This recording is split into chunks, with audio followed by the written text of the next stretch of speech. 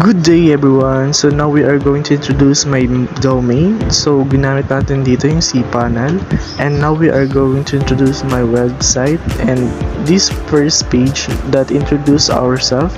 Ang second page naman yung about sa ating mga pinag-aralan or pinag-aralan ng ating kliyente upang mailagay nila yung mga kailangan nilang ilagay or achievements, goals na kanilang nakamit since sila ay nag-aaral pa. Mga hobbies. At ang pangatlo naman ay yung my work page.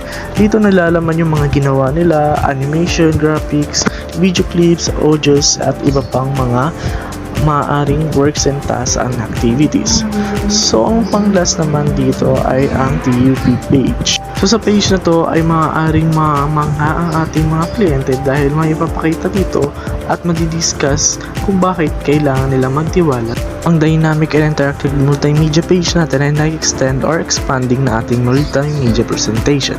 So, dito nakalagay yung mga iba't ibang dynamic page, interactive page, effective use ng animation clips, video clips, audio clips, visual graphic design, and other media uses.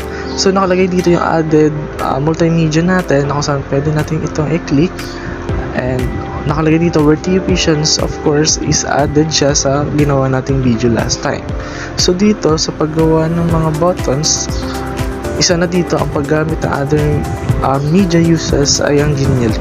Ang Genially ay maaaring gamitin ng mga kliyente upang mas mapadali at mailagay yung mga importanteng detalye na kailangan natin sa ating page.